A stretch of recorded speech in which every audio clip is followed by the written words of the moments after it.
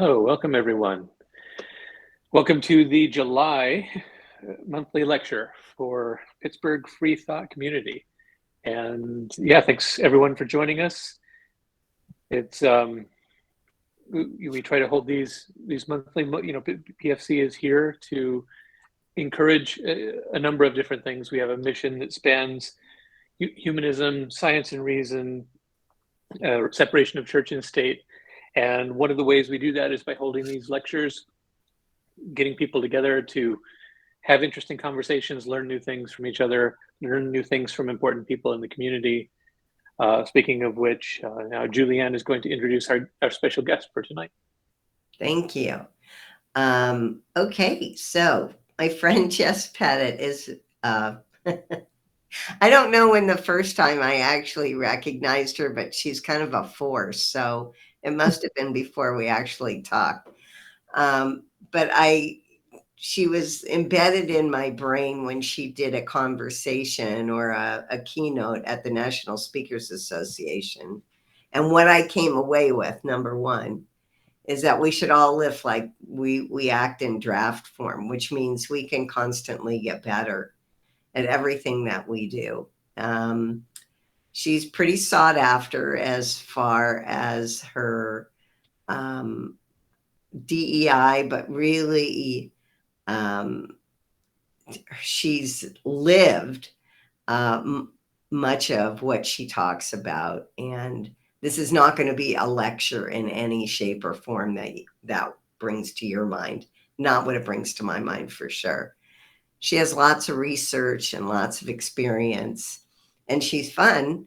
And I've done some social justice work with her quite a few times, always brought away really good ideas that I can use on a daily basis. So thank you for that, Jess.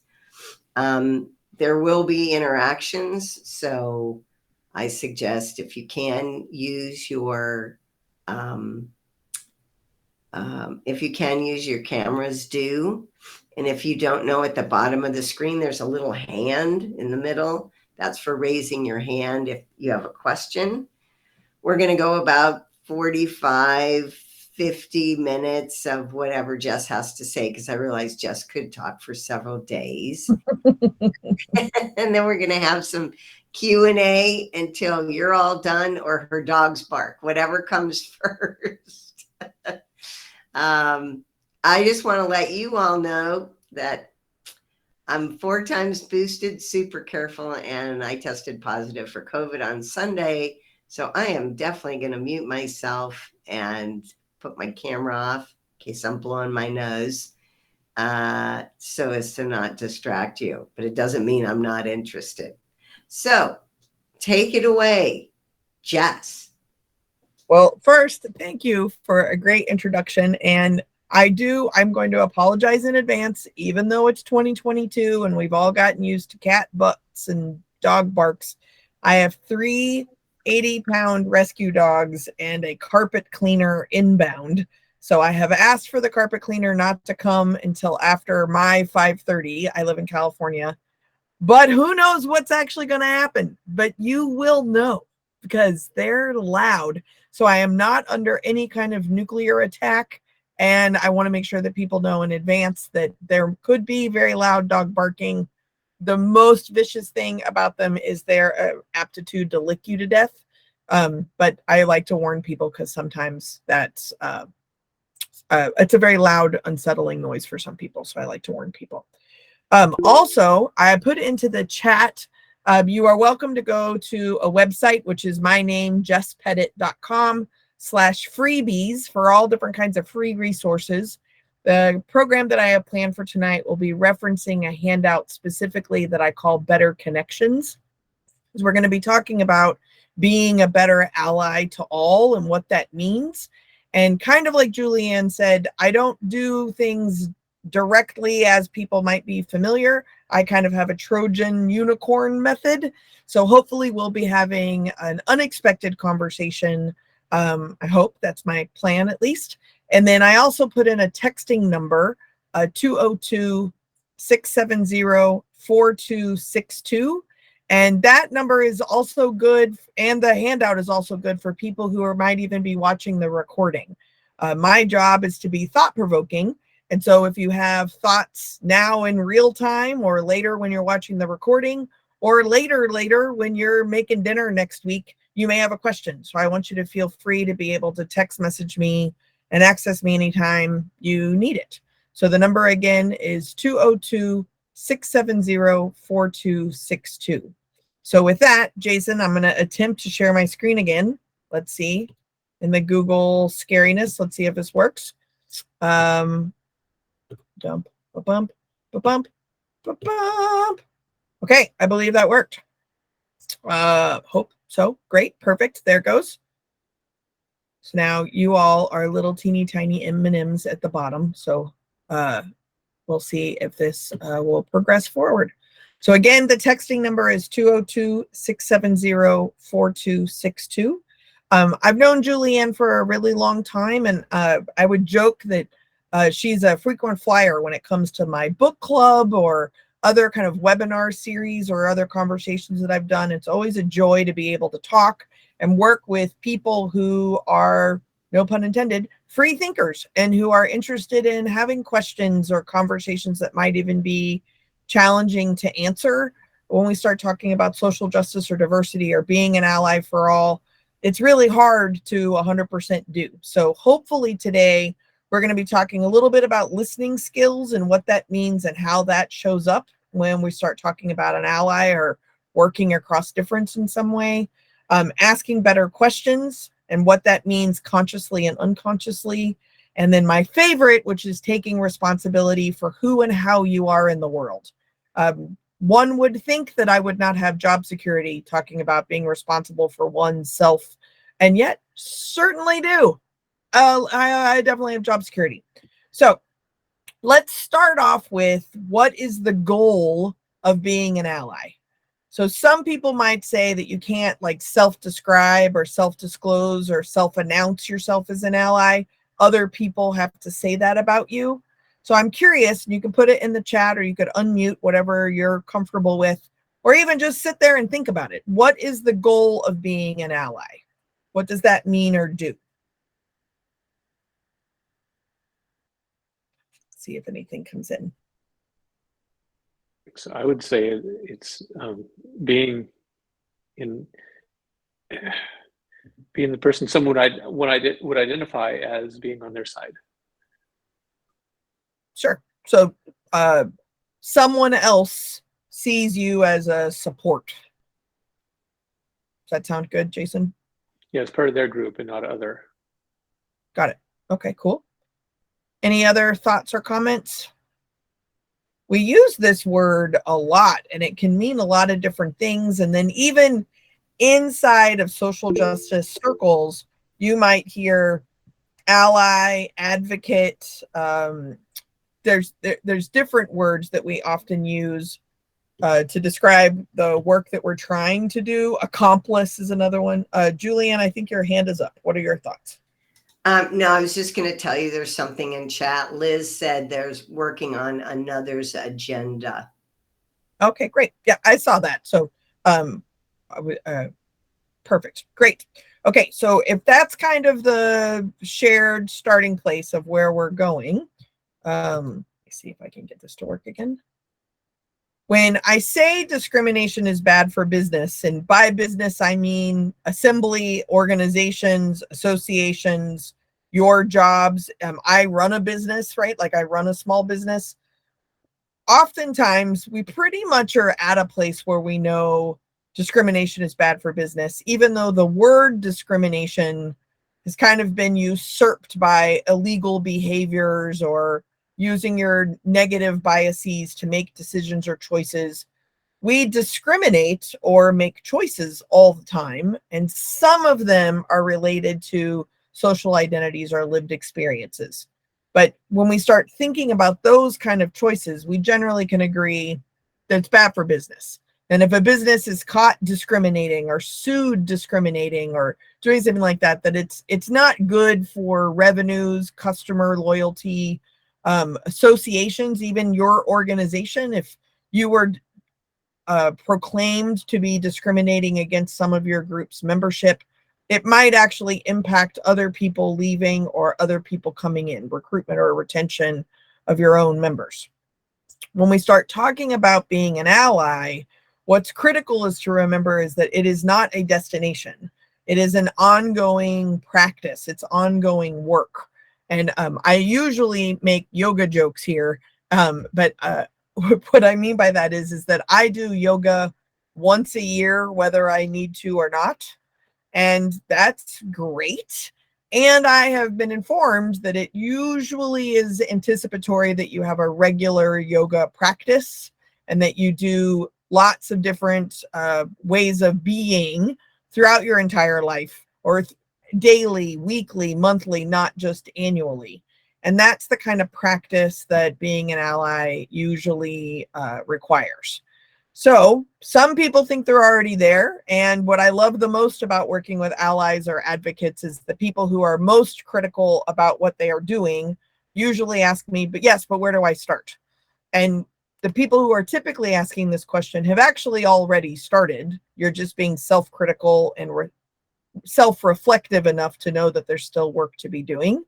And other times there's a new issue or a new type of person or a new social identity or a new problem that is new to you. And so you're like, oh, I don't even know about this. Where do I start?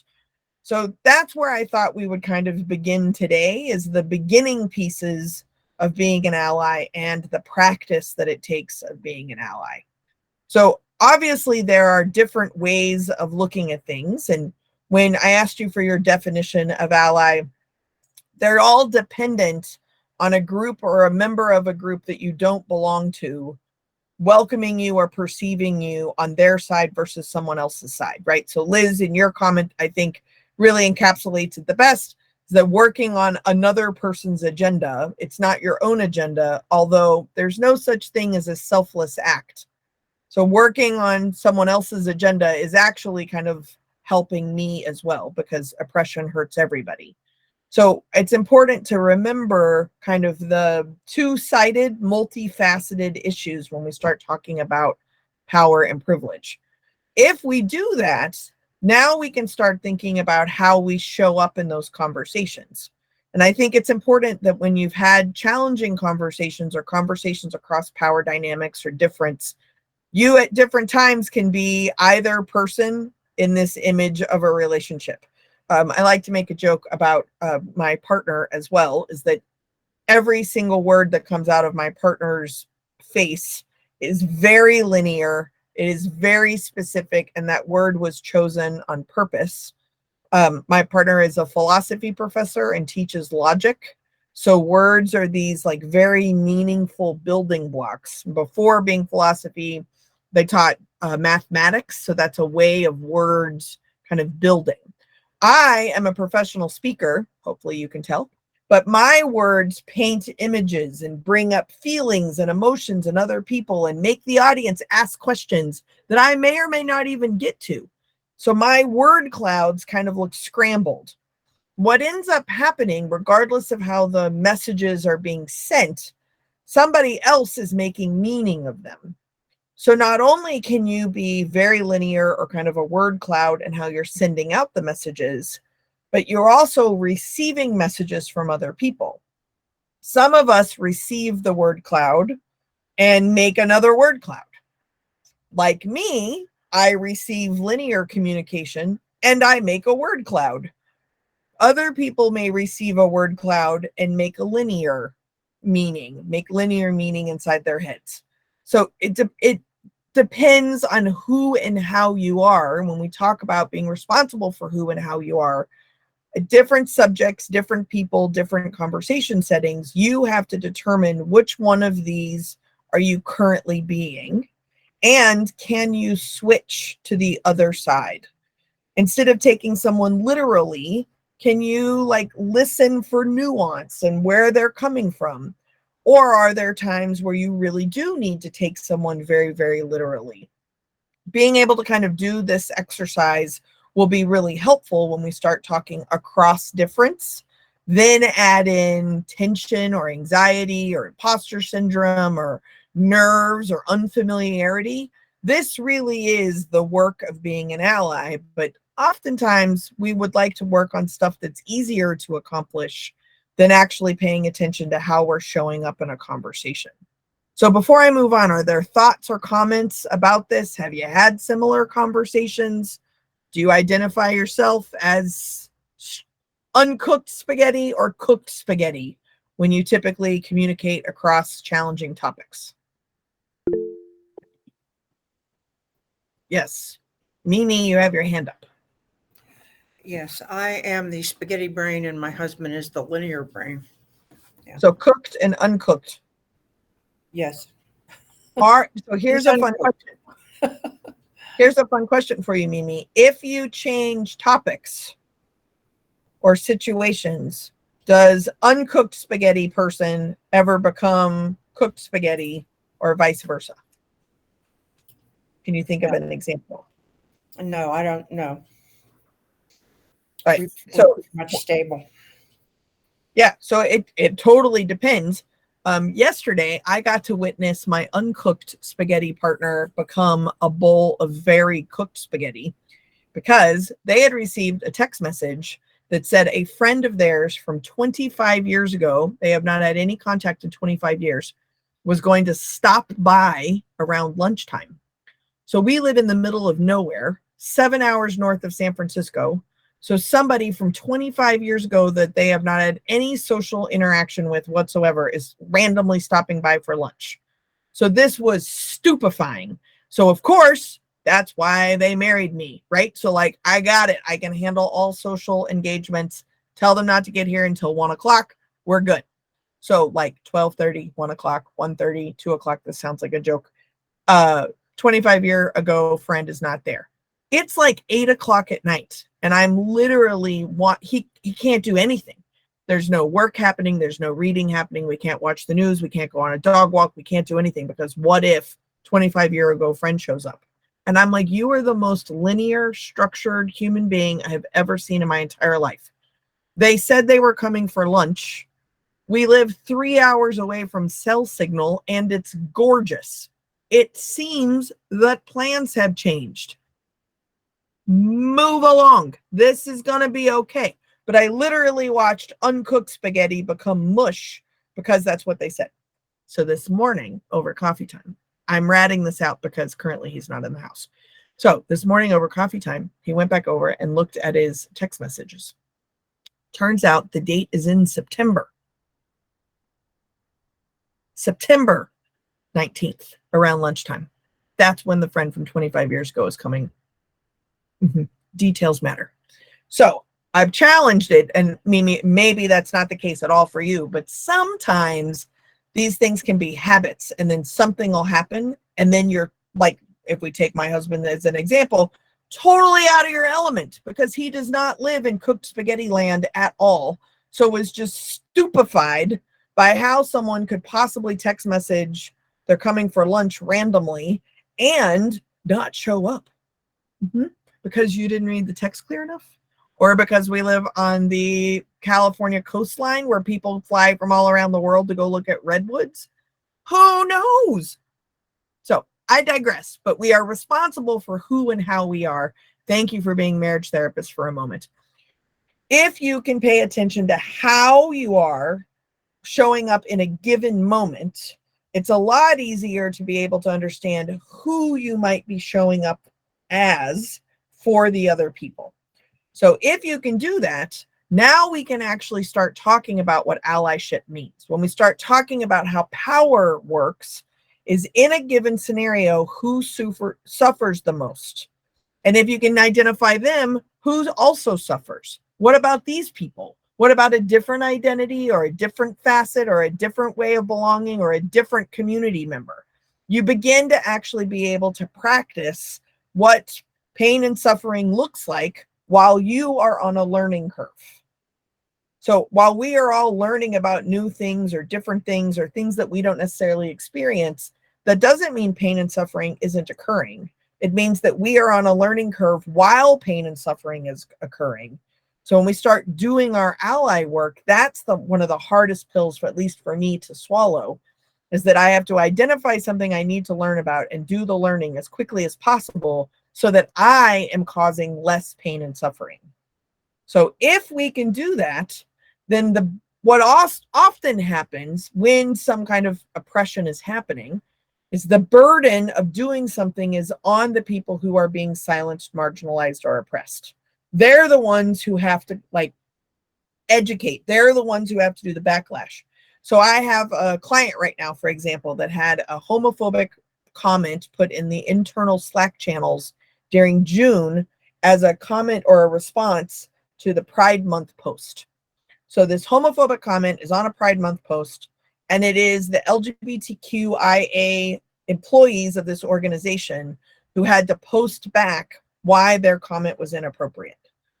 So ideally, being an ally or an advocate means that you're able to take on some of that burden, not to speak on the behalf of someone, but to speak in unison with someone so that they can tap out, because it's way less risk, pain, or suffering from our dominant identities. So we can speak up at less of a risk around those particular identities. And then when we have silenced, marginalized, or oppressed identities, our subordinated self can actually take care of ourselves while someone else in the privileged or dominant group is actually doing the education or stepping up. That's why allyship or ally work is so important. So if we can notice when we're making quote unquote them do the work to educate really the us, that's when we can identify what exactly ally work isn't. Because ally work is taking on the responsibility yourself to work in unison for other groups that you might not belong to. So if that's where to start, the next step is like, how do you prepare? How do you do your homework? So any thoughts or comments before we get to preparation, before we even start, now that we kind of know how to start? Liz, your hand is up. I think you're muted. Indeed, I was. Thank you. I found that reading and other media, going to plays and movies, and also listening, just listening when I'm in groups with people who are marginalized for any number of reasons, just paying attention to what people are saying and not, really not making myself the center of those conversations, but just paying attention. Sure. And the double-edged sword, right, is that if you're paying attention, you're not making yourself the center of a conversation in a given moment. You might be perceived as other people as being silent or apathetic or uninvolved, right? You run the risk of being perceived that way when in reality, you might just be engaged in doing your own homework. They can look very similar, which is why also when people stand up, they can also look like mansplaining or condescending or very academic, because who the hell are you to start saying stuff? So again, we're talking about the work we're doing that will be perceived or validated or invalidated by other people, but we have to be clear and take responsibility for who and how we are and why we are doing the thing, so that we can then also be responsible for the impact of the thing that we did or didn't do. If we're clear on our intentions, then we can be responsible for the impact regardless of what it is. Other thoughts or comments?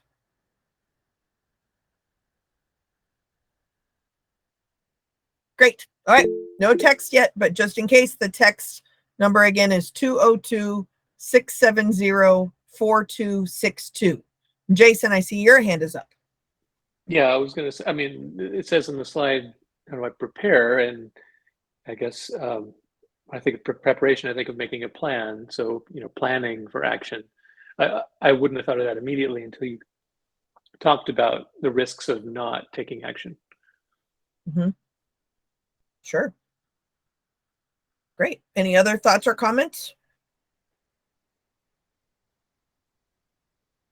So the piece that we're heading into now, Julianne kind of mentioned it at the beginning when she was introducing me, but I think one of the best ways of being prepared for the opportunity to become a better ally for others is to actually understand what we do so that we can feel safe and prepared.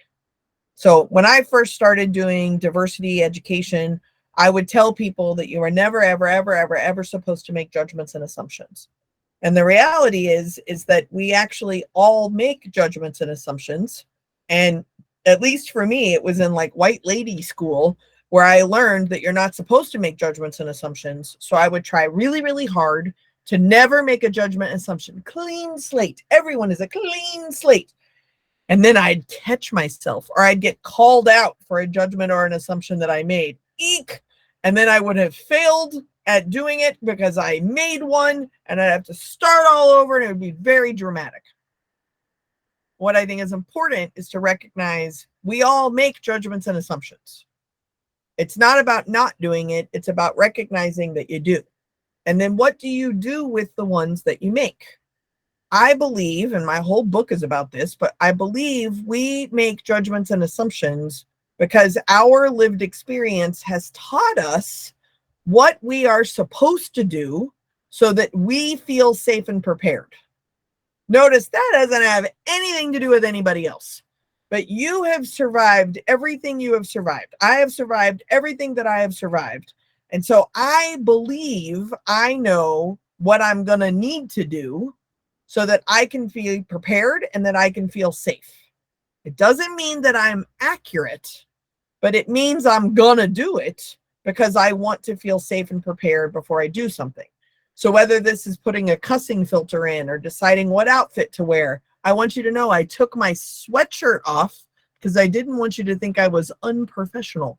So I put my lady sweater on that sits right here next to my laptop.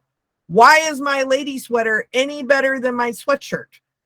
I don't know. They're both machine washable, but Julianne asked me to do this webinar, so I put my lady sweater on, right? Those are all judgments and assumptions that I'm making because I don't even know y'all until you log in. But it made me feel safe and prepared that I was somehow being more professional. Don't ask me what pants I'm wearing. So that's what I did. So if you can be responsible for the judgments and assumptions you make, then you can figure out what you should do with them. Because sometimes you're spot on accurate. Sometimes you are very wrong. But now you will be less defensive when you're being corrected. So the example that I like to use here is editing. So I believe we make judgments and assumptions to feel safe and prepared. And then we write a story about that particular situation, right? Like I wrote a story that the lady sweater is more appropriate for this virtual presentation than my sweatshirt that is now laying on the floor where the sweater came from. I wrote that story. So what I'm going to do is write that story triple space with extra wide margins. And I'm going to hand it over to the person I'm trying to communicate with. And curiously, genuinely, generously, I'm actually going to seek edits. I'm going to print that story and leave room for edits so that the other person can actually make it better. Now, the amount of generosity and curiosity that is required to seek edits from someone else is a lot. But that's how you're also not defensive when someone has to tell you something that you didn't know about them. Or I think there's a certain vulnerability and authenticity that you're inviting by inviting edits to the story that your lived experience has told you what you're supposed to do here. So if you can be that genuinely curious, that generous, and vulnerable and authentic, you are well on your way to being able to be a better ally because you're aware of your own habits and you have space for more accuracy. That's what leave room for edits really means, but you have to do that work ahead of time. That's what preparation really means, is getting prepared before you actually have to do the thing. So I want to see if there's thoughts or comments about that. And Julianne, specifically, because you mentioned the leave room for edits part at the intro, I don't know if you have anything to add to that. Well, actually, I do, in that I use some to add to everything. Because that is something I take with me into every day. I don't always use it, but I mean to. and that's okay. What I found was the most beneficial from this piece that I've taken along with me is when I realize that I am making up stories, that definitely does prepare me if someone has to, doesn't have to, but if someone says something to me, because it makes me more open to, oh, was that part of a story I created, as opposed to this person's coming at me. Right. And, you know, in my work, I've been teaching for a long time. We don't really know people's stories, right? I try to do work as you do to bring out people's stories in different ways and longer venues. But just as we don't know other people's stories, people don't know what our stories are either. But I think it makes any conversation easier when you realize, okay, there's a whole bunch of information I just dreamed up, basically, or on the information I had, but whatever, I created it from this person, this situation, and that covers everything. It covers the news, it covers my relationship with friends or my son or whatever. And it also makes me more open to see when I was wrong. And so it's kind of a game, and it's kind of entertaining to me when I notice, because I've been doing this work now, when I notice that my assumption was this, but it's really over here, and it kind of makes me chuckle. Wow, were you wrong on that one? So that kind of imprints doing this work even more. Right. Like if I can use it as an example, Julianne, you don't really have an option to say no, really. But the last time I was in town, I was staying in a hotel for a conference, and Julianne invited me over for dinner. And I'd been traveling for quite some time. So being a considerate host, Julianne said, do you have any food allergies, food preferences, or anything like that? And I said, I don't have any food allergies. I really don't like Chinese food, or really Chinese food doesn't like me. And I'm trying to eat healthier. I think that's what I said. I would imagine that's what I said. Probably also mentioned that I love ice cream. And not too hot. Oh yeah, I don't like spicy. Spicy. Right. That was good. I think you had a clarifying question, actually. How are you with spice? And I was like, pass on the spice. So I show up at Julianne's house. She came pick me up. And first off, she's an excellent cook if you haven't had a chance. So I did remember that. So I was like, whatever she's going to come up with, it's going to be great, right? So I've been in a hotel. Now, the truth is, what I really wanted was a burger and a milkshake. I'm not going to get a burger and a milkshake at a home-cooked meal. Of course you could, right? But that's what I really wanted. What I really needed was some vegetables, because there are no vegetables in hotels. There just doesn't exist. I don't understand why, but they just don't exist. So I don't care. It's a home-cooked meal. Like peanut butter and jelly would be fantastic. So I sew up. She has this vat of cauliflower and I think parsnips and carrot curry with rice. It was fantastic. Oh my gosh, it was so good. Coconut milk. It was so good. So good. Had she told me I'm going to make cauliflower, parsnips, carrots, coconut milk, curry, and rice, is that good for dinner? I would have said no, right? I don't like coconut milk. Who eats cauliflower? I don't want to eat cauliflower. I've been in a hotel forever. What are you talking about, right? But she didn't ask. She asked those other questions. She asked the questions that helped her make a meal that she thought I would like. I gave her the information that I thought she'd need for a meal that I would like, right? Ended up being a meal that I probably thought I wouldn't like, and it was delicious. If we can do that out of friendship through hosting and cooking and sharing a meal with someone, why can we not do this about their story or their history or their families or their own identities or how they show up in the world? We actually have the skills already. We just don't deploy them 100% of the time. But we're responsible for the patterns of when we deploy them and when we do not deploy them. That is the preparation-based work of being an ally. And it never, ever goes away. So you have to keep doing it because you keep meeting or getting into new situations. And if you haven't already, write it down. Go eat dinner at Julianne's house. Okay, so I'm going to keep going. You can be right. You can also go the extra step to become more accurate. Now, I think Julianne was kind of alluding to this, so I want to encourage y'all, have me too, reminder for myself, there are times where I don't care because I'm right. And there are definitely times where I was willing to be more accurate. I didn't feel wrong. No, nobody likes to feel wrong, but I was available to be more accurate. What I mean by this is when I meet a brand new person, like if I'm on an airplane, the person who has sat next to me on the airplane. So, where are you going? Are you going to Vegas or is that just a layover for you? I don't know that answer, right?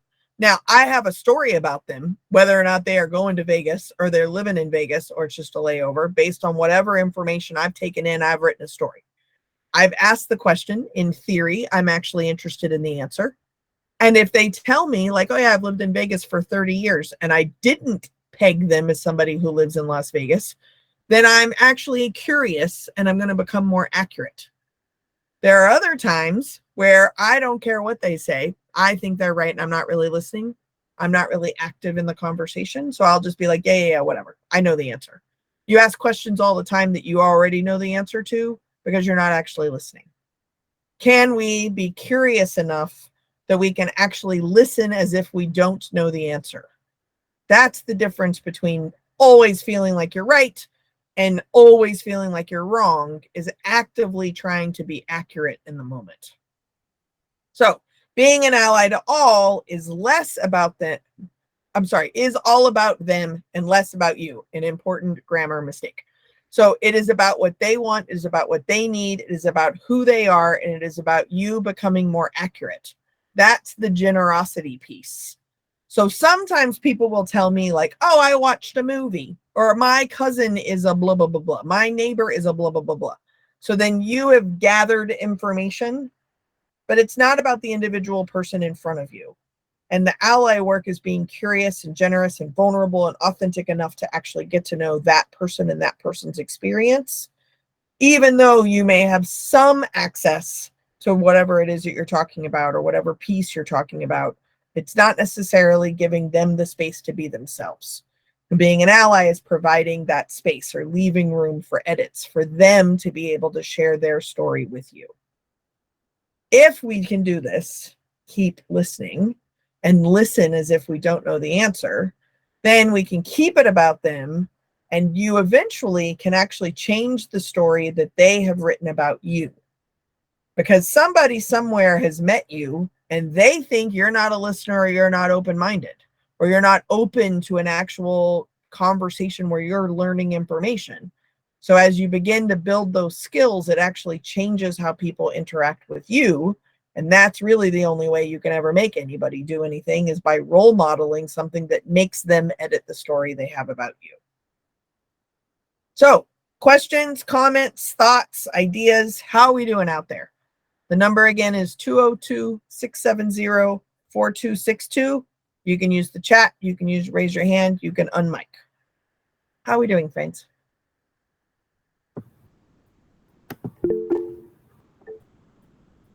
I see hands. Jackie? Yes, this idea of writing it down and making it triple space and giving it to another person, I'm intrigued by that. When do you use that? I think in an ideal universe, you would do it 100% of the time, all of the time, with every person in every situation across all forms of difference at every opportunity.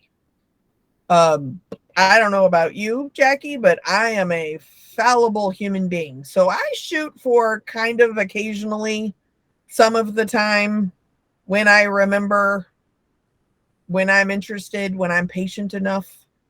So my mantra is do the best you can with what you've got some of the time, largely because it's better than doing nothing never.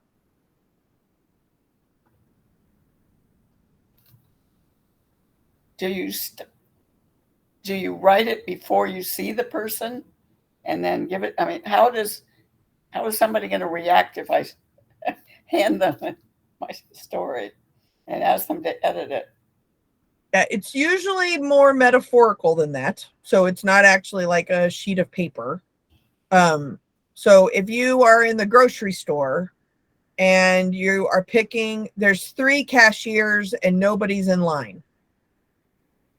There's a possibility that you will pick a cashier based on what you perceive about the cashier and what you think the interaction is going to be like, right? So the one closest to you, maybe they look like a brand new employee and you're in a rush and you don't want to.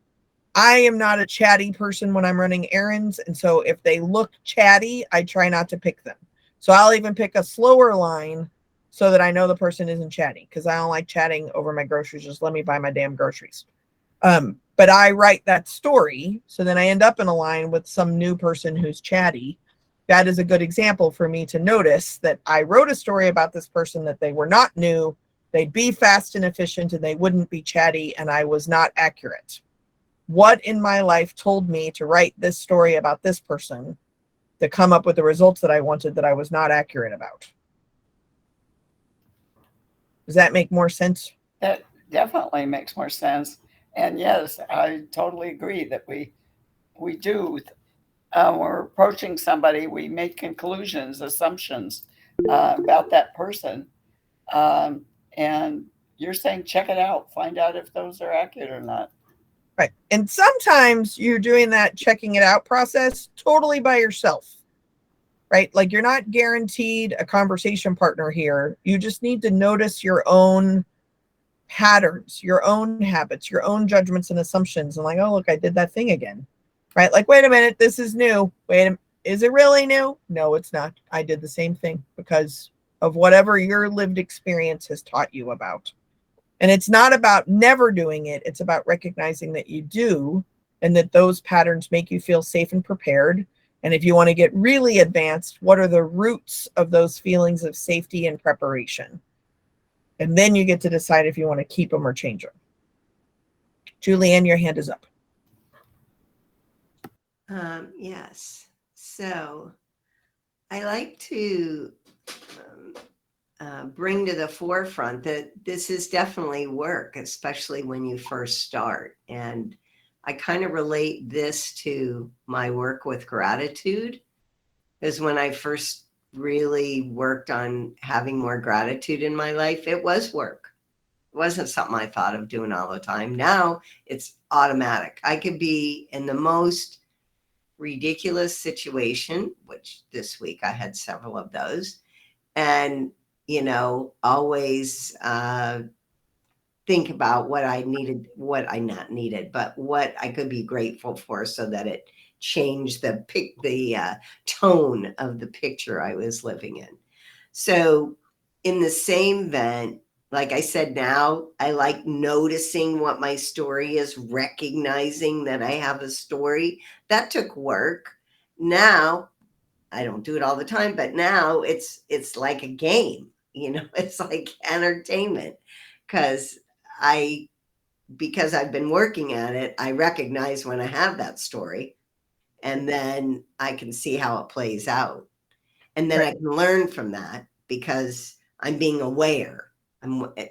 So to me, a lot of this is just being more aware of my own behavior and my own thoughts. It's not about other people. It's really about centering in on me. And then it ends up affecting everyone around me.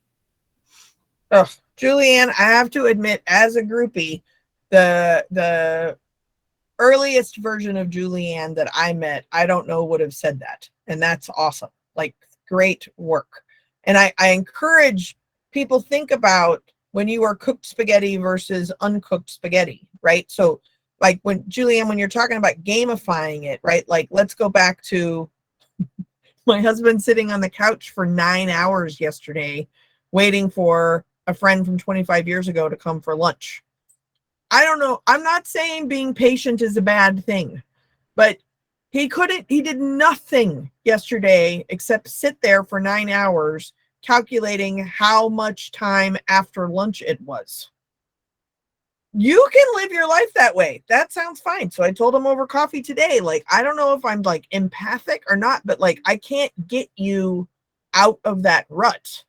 and that rut sucks my soul away, and I've got shit to do. So like how I get out of that rut is we live in a place with limited cell service. We live in a place that is gorgeous. Maybe they decided to camp in Fort Bragg and they don't have any cell service to tell us they're not coming for lunch.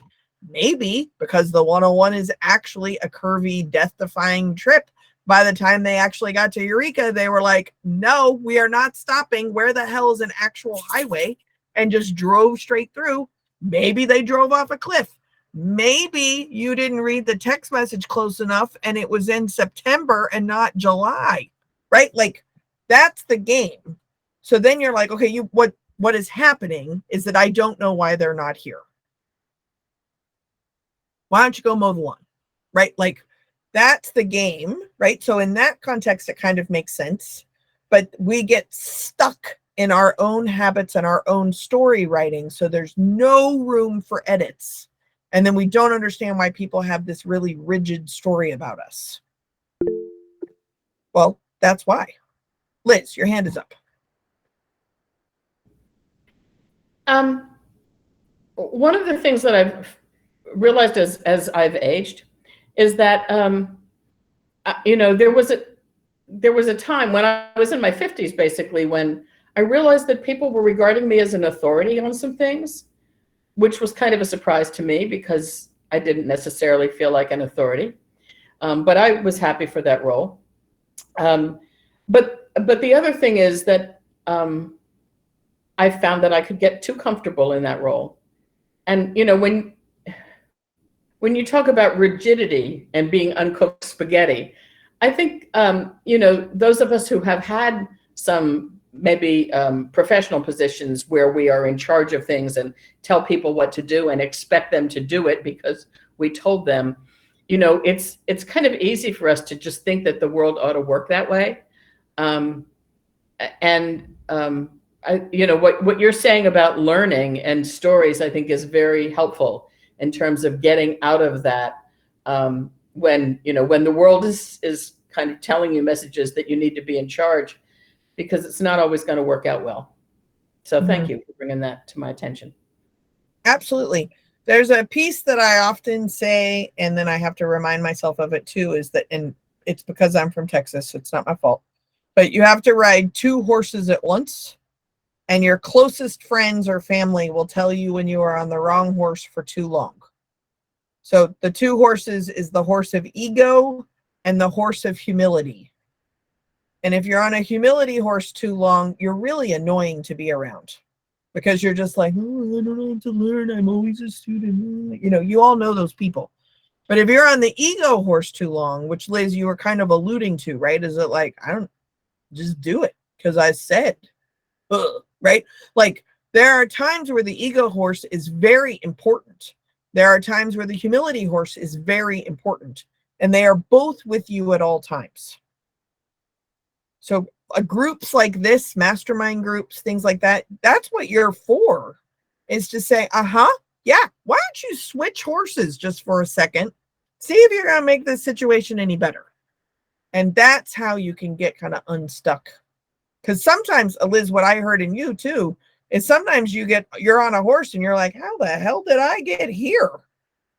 Right? And then you get comfortable there and then it's hard to get off again. So 2 horses, same time. Cool. So I'm going to keep going. This slide is actually a joke because some people panic and immediately rip out a pin. But when I do ally workshops, usually people are like, don't you have like a list or a pamphlet or something? Sure. I am sarcastic, so don't ask me to make a list about something that is your own self-work, because I'm going to make you a list and it's a hard list, right? So like, don't ever use pejorative language. Fun fact, what is pejorative language? Language that lands on someone else as pejorative. You don't know what word is pejorative until you find out that it's pejorative. You can like remove some vocabulary, but it's not a perfect science. Decline to gossip. I love me some gossip. Information and connections and relationships and Russian novels, that's power. And it can also be really hurtful. Well, we can also debunk capitalism, but we also need to notice that gossip has a role that supports toxic work environments and family dynamics, but you also don't want to be the last person to know. Take notes of preferred names, family connections, things like that. Definitely take notes, and notice that as soon as you write it down or update your address book, you might actually get resentful that you have to make another change, right? Because things change. So I already changed that. Yes, and here is some new information for you. Avoiding exclusive behaviors, like whether you're isolating people from the other group or something, just noticing that. And the first step of inclusion is exclusion. When I talk to associations, they're like, oh, no, we include everyone. Then why do you have dues and a membership application? Because you don't include everyone. You only include the people in good standing who pay their dues and fill out their membership application. So avoiding micro inequities. Wouldn't that be a really amazing thing to be able to do? But again, you don't necessarily know all small, subtle behaviors that devalue others. So you might think you have eradicated them or that you're avoiding them, and then you're still going to get caught off guard when you accidentally do one. So if you need a list, here is an impossible list, but it is a list. If you can do that, then I actually think the best thing to do is to understand the difference between a golden rule and the platinum rule. So we'll get to the platinum rule. Julie, your hand was up again. Do you want to tell us what the golden rule is? You're muted. I would like you to go back a slide if you can. Okay, so so what I want to talk about is the micro inequities. First of all, I'm glad you brought up the fact that people get irritated because they have to make a change, because I've done a lot of work in the change area and people just don't like change. Nobody likes change. Anyway, or a lot of people don't make change. That's another thing I've done is noticed from your trainings, noticed how many times I use, I don't know what those words are called, the all or nothing words. Anyway, I try not to use those. But these micro inequities, what's really interesting about micro inequities is I have found, we'll only talk about myself, but I'll say something and then somebody will say it's offensive, it devalues, whatever words they use. And I will think or even say, oh, that's not a big thing. I won't do that now, but I know many times in my life before I discounted because it wasn't a big deal to me. Right. And, and the big deal scale, right, is interesting. So I was dealing with another client, and they had a pretty obvious racialized situation happen in their Facebook group. And the executive director and the president reached out to me. Of course, they're not paying me. I just happen to be a member of the group. They reach out to me and they're like, you're an expert in this area. Is this a big deal? And I said, what means big deal? And they're like, is this like are we going to get sued? Okay, so being sued means it's a big deal. So I was like, no, you're probably not going to get sued. And based on the current policies, it's actually not against the policies. So you're probably not going to get sued. And if you did get sued, you'd probably win. Oh, great. So then it's not a big deal. No, actually, it's like blatant racism just happening right there. But your policies are so antiquated that you would probably win in court. Okay, so it's not a big deal, right? Like I can't help you, dude. Like, this is a dumpster fire, but based on your policies, this isn't even a lit match. But your policy, just because it's legal, doesn't mean that it's moral. And just because something's moral doesn't mean it's legal. So you get to determine what's a big deal. But can you be prepared enough to have this conversation to begin with? That's the real work. Okay, I'm looking at the clock. So we're going to do the golden rule really quickly. So this is when I ask you, what is the golden rule? This is when everybody sounds like a pirate, because we say, do unto others as we wish to be done unto ourselves, or something like that, pirate talk. So what the golden rule actually means, right, is be nice. It's in all different kinds of religions and faiths and practices. And basically what it means is whatever I think is nice, That's what I should do to you. Sounds great, except listen to that closely. Whatever I think is nice is what I should do to you. So going back to dinner at Julianne's house, when she said, how are you with spicy? We've all been in this situation. So I actually don't mind some spice, but it's really subjective. So do I think Julianne is going to like lightly spice something, or do I just tell her, no, I am terrified of spice, because you can always make something spicier if you need to, right?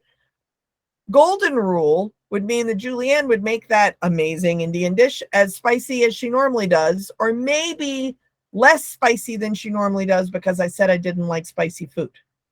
That's the nice rule. When we actually start talking about the platinum rule, it's treating people the way they want to be treated. It's not how you want to be treated, it's how they want to be treated. Well, Jess, how the hell am I supposed to know how they want to be treated? Ask. You do not know the answer, so you're going to have to ask. So using Julianne as an example, by the time we got to her house, it was seasoning time. And she said, here, taste this. Do you want it to be spicier than this? And I said, no, that is perfect. Julianne employed the platinum rule when making me dinner at her house. Now, did she spice up her side of it? Maybe. I don't know. Mine was perfect. The platinum rule is using how someone else wants to be treated, finding out what that is, and then actually treating them as best as you can the way they are asking to be treated. That's the platinum rule. Most of us settle for the golden rule, which is like, nice enough for me, you should work it out. But that's not actually nice. It's just what we're most like, the lowest bar of how we treat someone else. So when you need to ask questions, because some people are new to this, you can ask questions. Here are some examples of some question words that you can ask. And then the key is to listen to the answers as if you don't know what they're going to say, because you're actually legitimately asking a question of which you do not know the answer. So if you can do that, you're going to listen differently. The how to be an ally, which again is a list because somebody somewhere wants a list, are these like really hard work-related exercises that are ongoing practices of listening, asking appropriate questions. What do I mean by appropriate? I don't know. You're going to have to test it out, right? Can I make a referral to someone else if I don't know the answer? Yes, you can also go do your own homework and not burden them of teaching them, because you can do your own self-education and awareness. You can listen for key information, key situations, and you can trust them that they know their life better than you. If we can do that, then you can say that they are choosing how much to disclose to you without getting defensive. Because they've written a story about you, and so they're picking and choosing what bits of information to give you. Much like I chose my lady sweater instead of my sweatshirt I had on right before this occurred. So I chose to make you think that this is what I wear when I do webinars, because it's a lady sweater. It's still a t-shirt that I slept in, but you don't know that unless I accidentally disclose it to you. Paying attention and listening is good preparation, but it's not necessarily accurate knowledge, because what you're paying attention to and what you're listening is filtering through those habits of the judgments and assumptions that you make. We have all used bad listening skills. We all know when someone is not really listening to us. Asking questions respectfully, the way you know you can do this is to ask a question that you legitimately do not know the answer to, and listen as if you don't know that answer. Staying in curiosity, generosity, vulnerability, and authenticity can really fuel the intention. It's possible the other person may not pick up on your true intentions, but it's likely that they will at least feel a sense of curiosity, generosity, vulnerability, and authenticity from you, and then maybe correct you. I think about it when I used to live in Bulgaria. So I speak fluent Bulgarian now, but when I first lived there, I didn't even know what the Cyrillic alphabet was. So I'm a very verbal person, and it is very important to me to make people laugh. So there are times where I would be speaking in Bulgarian and I'm not conjugating verbs correctly and I don't know the word for something. So I have to interrupt my story to ask a word and then put it back in the story, see if it's right, then continue on the story. It takes patience for someone to listen to me trying to learn a second language. And I'm grateful for that patience. But what I learned in that process is every other individual person, spoiler alert, also me, because I'm late to the game of learning me, every other person deserves patience as they pick and choose what to share with you of their story, and you pick and choose what to even pay attention to of your own story. Remember, the other person knows themselves better than you do. Being an ally to all is about them. It is not about you. You are doing your own work, preferably on your own dime and in your own time. If you can do that, then it's much easier to acknowledge that there's 3 types of knowledge. What you know, what you don't know, and what you don't know you don't know. So if this is all knowledge, this little pie piece is what you know, then maybe that you're very aware of things that you don't know. But there is an ever expanding piece of knowledge that you don't even know you don't know right now. So what color socks am I wearing? For some people, you are now very upset that you now know that you do not know what color socks I'm wearing, and you hope I'm going to tell you. I'm not going to tell you. And the reason why is that if that brings up any kind of feelings in you, that's what entitlement feels like. Because now you know that you don't know what color socks I'm wearing, and you want to know, and somewhere in there is a history tied to an entitlement of knowing. When we start talking about power and privilege, one of the things that comes with privilege, and a lot of us historically and currently have traded in our cultures, our ethnicities, very specific traditions to our families so that we have more access to knowing things. It's kind of linked to gossip, except it's really just power and privilege. So not knowing and now knowing that you are not going to know what color socks I'm wearing, that's your own power dynamics that you have to work through. What you know, what you know, you don't know, and what you don't know, you don't know. That is the 3 types of knowing. If you can just get comfortable with it, then you can start playing the game. I have no idea why your friend of 25 years ago would text you that they are coming for lunch and they are not here now. I have literally no idea. I have many guesses, but I have no idea. And it's been 9 hours, so you could probably stop waiting. At what point do you operate knowing that you don't know something? That's on you. That's on me. That's what we got to figure out. So, thoughts, comments, questions? How are we doing out there?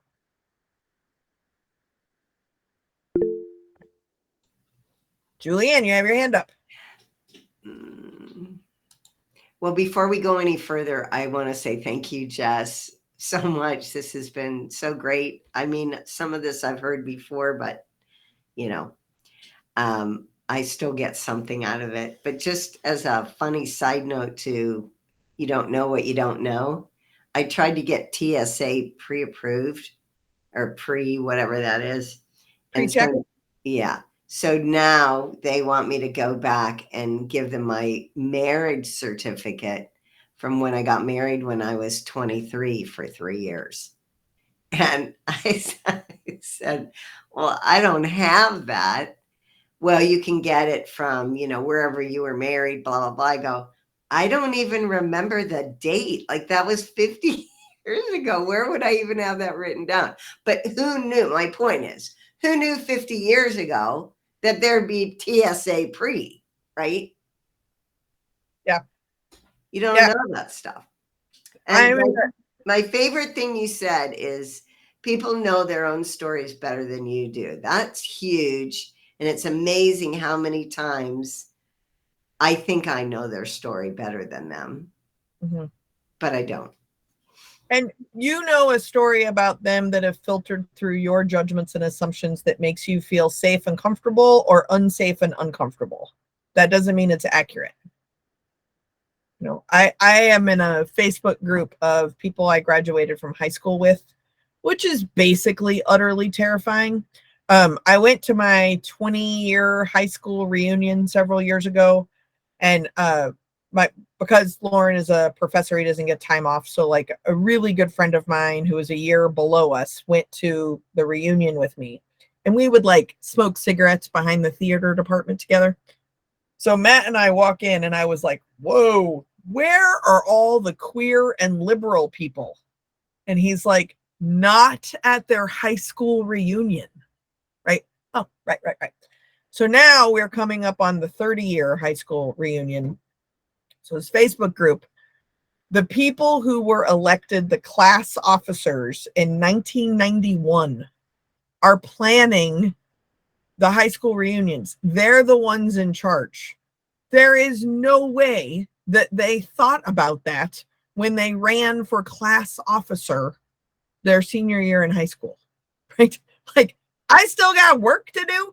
I have never been more grateful to lose class treasurer than right now. I would be doing the treasurer job for my high school reunion, right? Like, thank goodness for unanswered prayers, Garth Brooks. Yeah.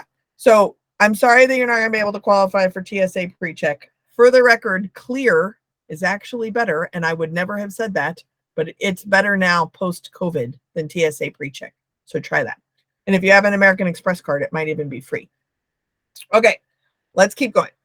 Looking at the clock. Okay, so the job is ours. We have to do our homework. Pay attention to new terms. Pay attention to when you're uncomfortable or when you get confused or when you're like, where did that come from? When you start checking sources, notice those are your confusion or your defensive places. Those should be flags for you to start doing your homework. Sharing your experiences with key people in your life can actually allow for more learning, and you can have the support. So even in this group, you all have different pieces of learning that you need to do. So can you support one another while you're learning different things? Sure, that's called a group usually. So knowing yourself allows you to know what you don't know, and it's your responsibility. I can't, no matter how much job security I have, which unfortunately is a lot, I can't make people do their own homework. I can't make people know themselves. All I can do is provide the space for that to occur. Because when you begin to understand that being an ally is about being comfortable with what you don't know and taking responsibility for this lack of knowledge, then you can do something about it. So if we were now to do something, call to action, bum, bum, bum, bum, then this is where the handout at the beginning I recommended comes in. So again, you can go to jesspettitt.com/freebies. It is the Better Connections handout. So I recommend that you practice these types of conversations without a conversation partner, which means you should practice it with someone you're likely to not see again. So like a drive-through window person, a barista, a cashier or something, because you're going to have to pay attention to when you trip up. Now, this is not permission to be rude to these people. It is just permission for you to have a place where you're not going to be held like chronologically responsible for your own development of really listening and really engaging in a conversation. So first, you're going to decide this is the interaction, and the goal is to make a better connection, to elevate humanity. That is not something you're going to do in every single conversation, but we're going to practice some skills, right? So you're going to, step one, decide the goal of this interaction is going to be to elevate humanity. Then I'm going to have an intentional conversation, a text, an email, a phone call, to-go order, something like that. You're going to set the parameters of the engagement where the goal is to elevate humanity. Then you're going to listen to them or observe them, whoever this other person is that you're not entitled to have a conversation partner, as if they know themselves, as if they are wise. Are they in the mood for this? Do they have time to chat with you? Are they super busy? Are they bored out of their minds? Do they appear to be friendly? Are they interested? Are they in a bad mood? Are they crying? Are they in a hurry? Are they upset? whatever you need to do, this is where your story writing comes in, because you're very quickly going to make some observations as if they know what they're doing. And then it's going to plinko through all your judgments and assumptions because you don't actually care about being accurate. And then in this case, you're going to decide, yes, they are up for it. Let's do it. Where's my handout? Then before you speak, you're going to intentionally form your message and be crystal clear of what your intended meaning of that message is. When I say crystal clear, what I mean is that you are willing and able to be 100% responsible for whatever you're about to email, text, or say. 100%, not 50%. That's how marriage therapists have job security. I mean 100% responsible. That's how you know how clear you are with your intention. And then that clarity is going to form that message. Now, you know you have not been clear when someone has come at you and you've gone, that is not what I meant.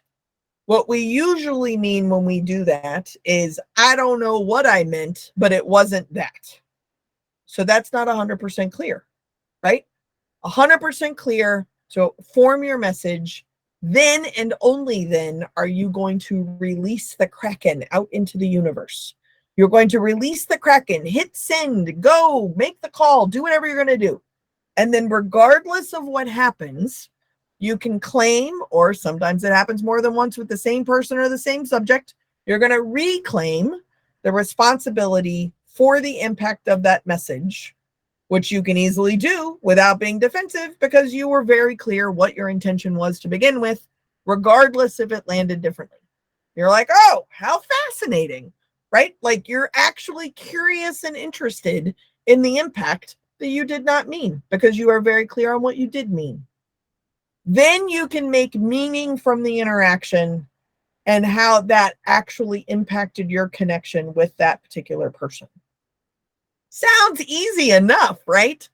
So back to, I forgot who it was. I think it might have been Liz. You're not doing this 100% of the time. Ugh, exhausting. Sometimes you just need to order a coffee. But can you do it some of the time so that you can take responsibility for where in this process you tend to get tripped up? Where do you falter? Is there a pattern between who you falter with and when you don't falter and you get a little bit easier? That's your responsibility. If you can do that, then you're actually building some skills. So thoughts, comments, ideas, questions on that? I'll go back to the handout. Thoughts or comments? Yeah. So if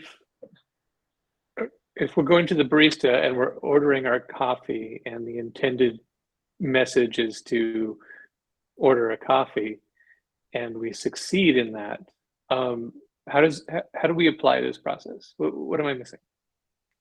So the idea is to be able to have a conversation with someone that you're likely to not see again, right? So if Jason, I roll into town, I don't even know where you live, but I roll into town and you are my barista and I want to practice this flow chart, then the outcome isn't going to be to get my coffee. The outcome is that I have made a better human connection with all of humanity because I was so present in the conversation I had with you, Jason, the barista. Right? Got it. So like I made you feel seen. I felt seen. We had a connection and I ended up with a cup of coffee. Does that make sense? Yep. Perfect. Thanks. Sure. Liz? Well, it occurs to me that it depends on how many people are in line at the coffee shop. Obviously, this is not something you would do when there's, a lot of people trying to get their coffee because the barista's just working. I was thinking I would be more likely to do something like this in a bookstore because, I might have more opportunity to talk to staff in a bookstore or some other establishment where there's an opportunity to actually interact with people.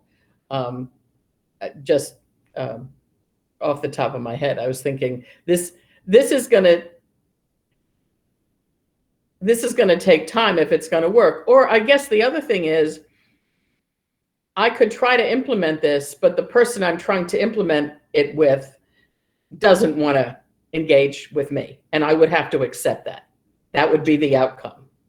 So, but let's use a barista as an example. So I was in a hotel, surprise, and the woman in front of me was super rude to the cashier.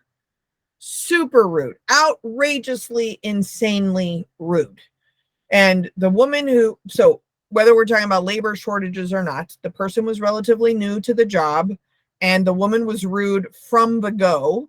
It kind of rattled her, and she's trying to like type in the order, and the woman just escalated and got ruder and ruder and ruder and ruder, to the point that behind her I said, "Ma'am, can you please dial this down a bit? It's 6 a.m.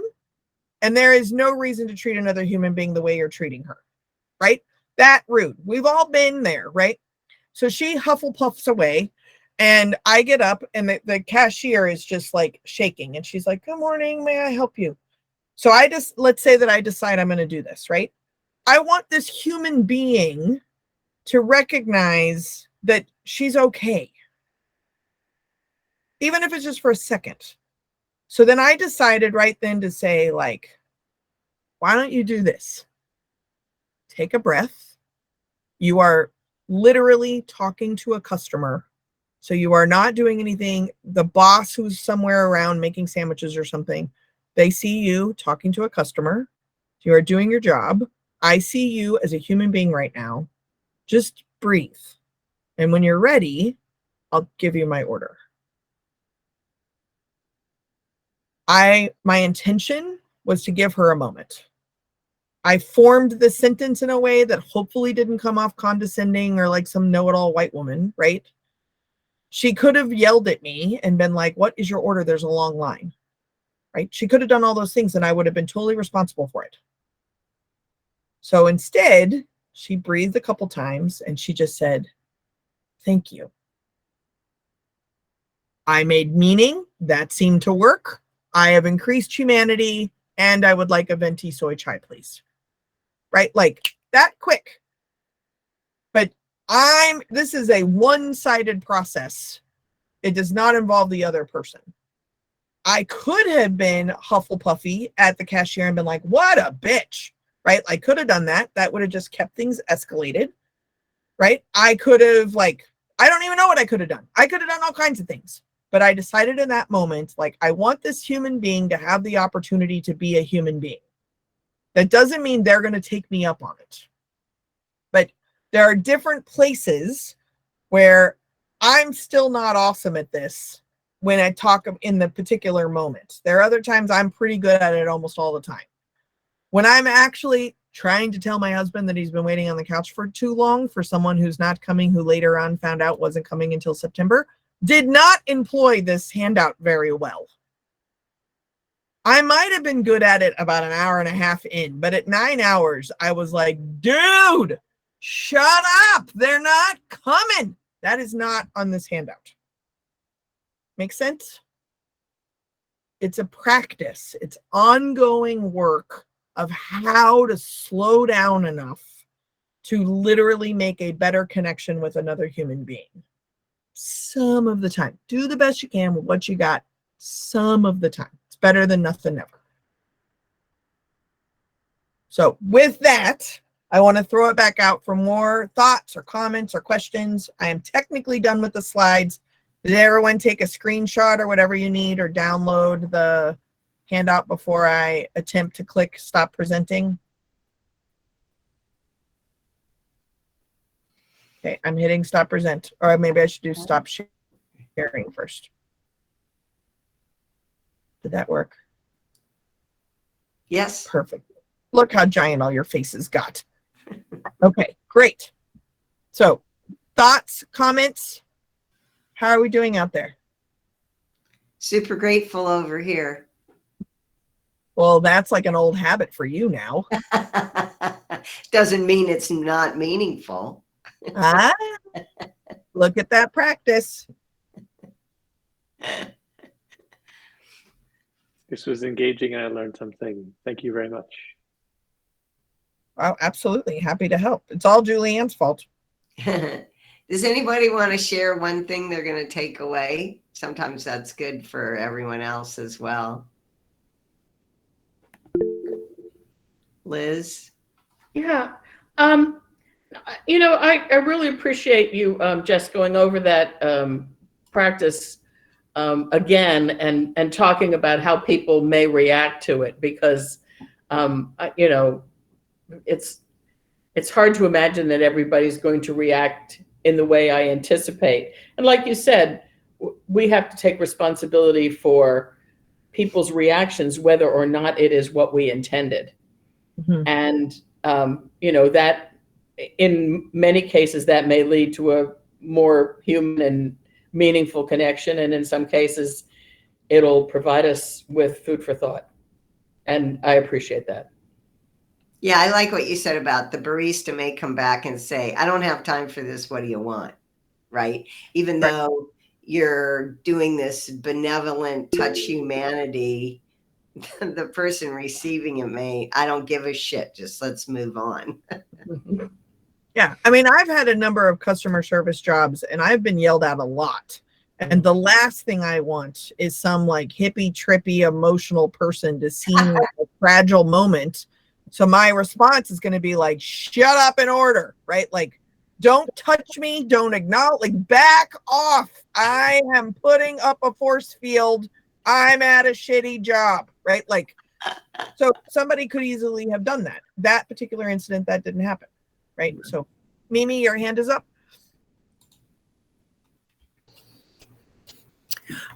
Yeah, speaking of customer service people, when I get upset, and I do with customer service agents, I always say, I'm not yelling at you. It's the company who's at fault.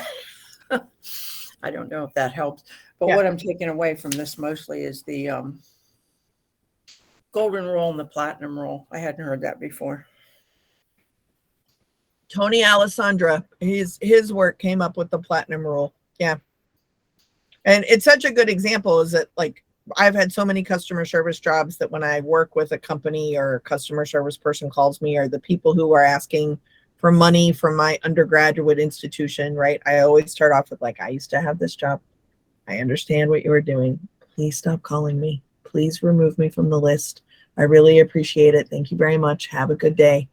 And they don't listen. And they're like, the next part of the script is, Yeah. look, dude, I just burned my nice match. Right? That is, But they're not allowed to remove you from the list. That is not something that's going to happen. It isn't. I mean, they couldn't possibly do that. It is outside of their capacity and job description. right.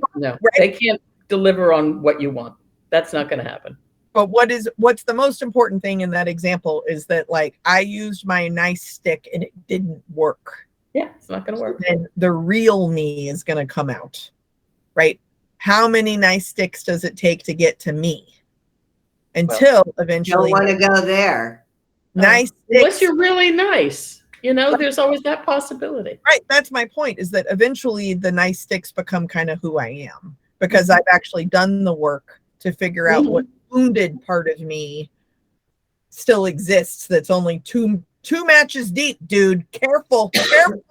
Right? Like, I'm responsible for those triggers or trips. So yeah, that's true. Yeah, we are responsible for what triggers us. Mm-hmm. Yeah. Anyone else have a question, have a statement to make before we wrap it up? Jackie, Tim, Stephen. Well, thank you very much, Jess. I would say that you are what Julianne promised us, which is both enlightening and entertaining. So thank you. Well, thank you very much. I think this is perfect timing as well, because I think all 3 dogs are about to go apeshit because the carpet cleaner is in the driveway. Awesome. Oh, hooray. Timing. Good job, y'all.